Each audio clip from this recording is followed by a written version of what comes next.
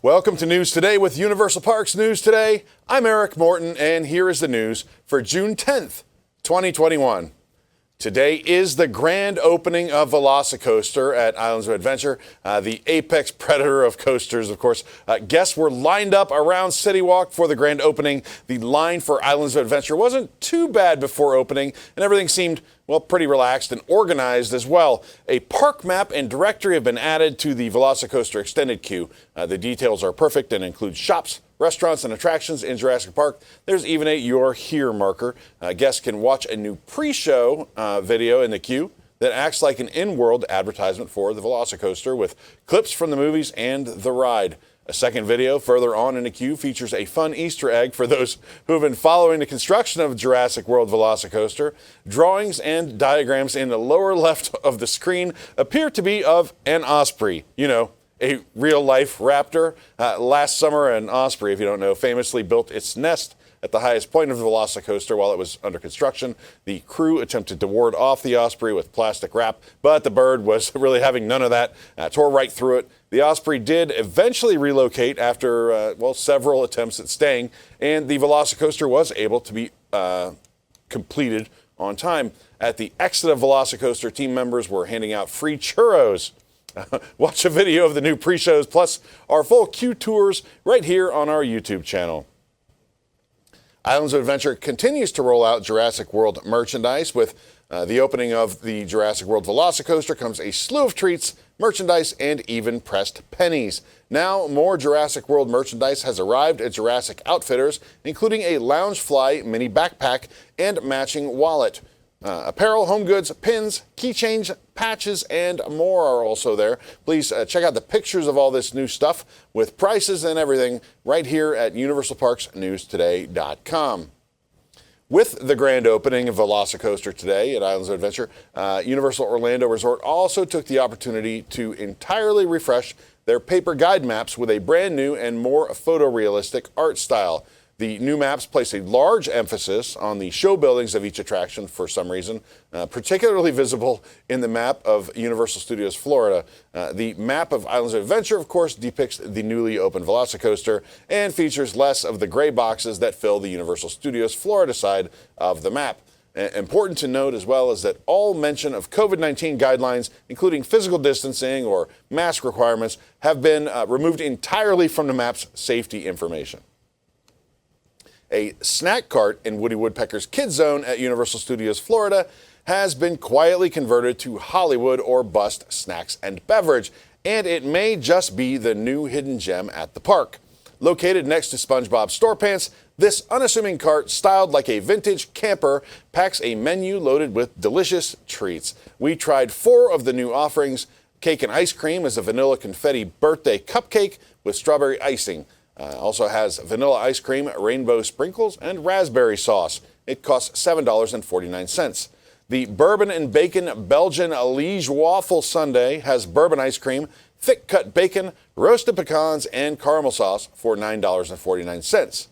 The Peanut Butter and Chocolate Belgian Liege Waffle Sundae has peanut butter ice cream, chocolate ganache, whipped cream, chopped peanuts, and Reese's Pieces for $8.49.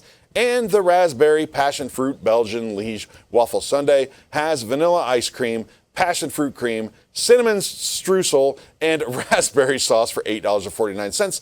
You can read our full reviews on the treats at universalparksnewstoday.com, and maybe someone can tell me if I'm pronouncing Liege properly. I'll talk to our friend Axel, who is from Belgium. Maybe he can help me out. The Brown and Blacks sign has been removed from Seuss Landing's icy stand at Universal's Islands of Adventure, possibly because of its potentially offensive nature. The sign previously read Brown and Black's Icy Snacks, referring to the characters of Mr. Brown and Mr. Black featured atop the kiosk. 6 Dr. Seuss books, as we know, have been removed from publication due to them stating they are wrong and harmful stereotypes. And Universal Orlando Resort previously announced that they were evaluating Seuss Landing for possible changes. Mr. Brown and Mr. Black appear in Hop on Pop, which is not one of the 6 removed books.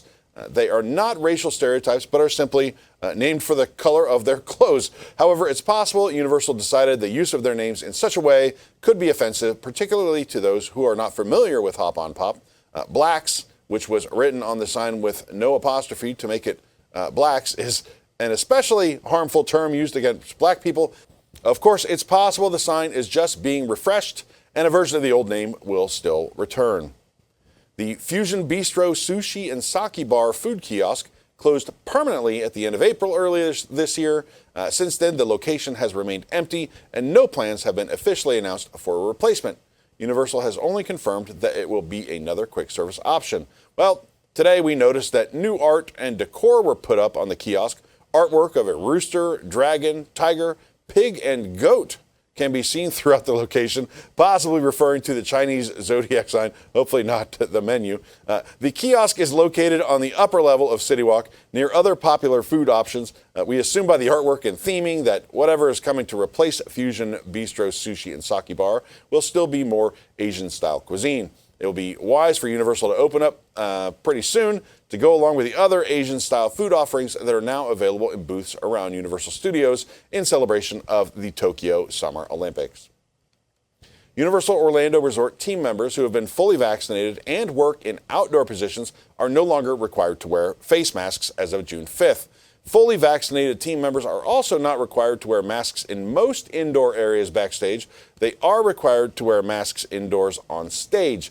No guests are required to wear masks outdoors, and fully vaccinated guests may go maskless indoors at Universal Orlando Resort. Now that Orange County has lifted its mask mandate and masks are not required for fully vaccinated guests, Universal Orlando Resort has put a buy one, get one free sale on most face coverings. We spotted the sale in the parking garage store before entering City Walk. Only masks with the BOGO sign are included in the sale. Universal Studios Hollywood reopened in mid-April, but some attractions have remained closed for the past month and a half. Waterworld, a living Sea War spectacular, has now reopened with a handful of performances each afternoon. Seating is physically distanced and uses markers on the bleachers, where each marker is about 6 feet apart. Watch our video of the full show right here on our YouTube channel.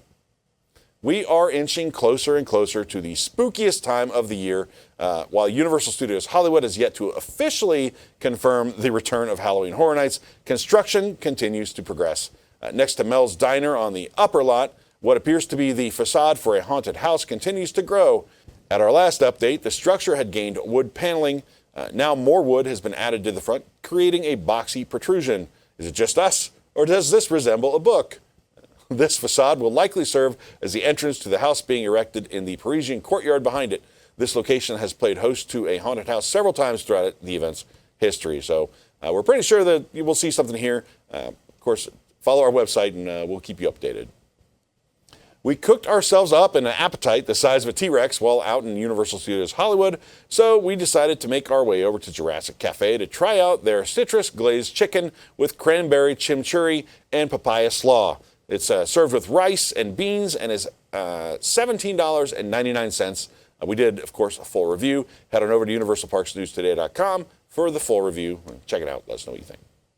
A Universal Studios Japan tradition is finally returning after resting due to COVID-19 last year, with the One Piece premiere summer show finally coming back to the park from August 6th through October 31st. Held every year since 2007 in the Waterworld Amphitheater, the One Piece premiere show this year is set in the Wano country, where the Straw Hat Pirates gather, featuring live actors performing as characters such as Luffy from popular anime show. A powerful and moving story will be brought to life as guests root and cheer for their favorite characters. An annual tradition, the show routinely sells out and is a favorite of annual pass holders at Universal Studios Japan thanks to its high production value, and garners a 99% guest satisfaction rating as of 2018 per USJ.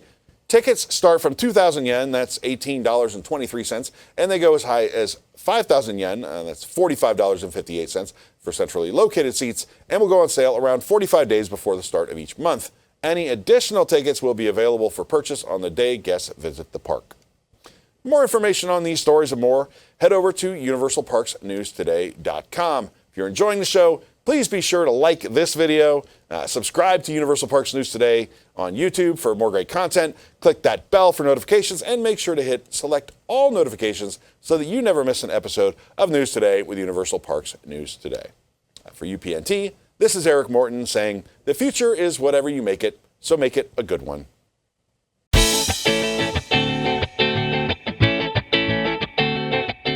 You get $10. $10. Alexander Hamilton. I could just leave that out front of my house to send a message to the other alligators in my neighborhood. Or the bobber.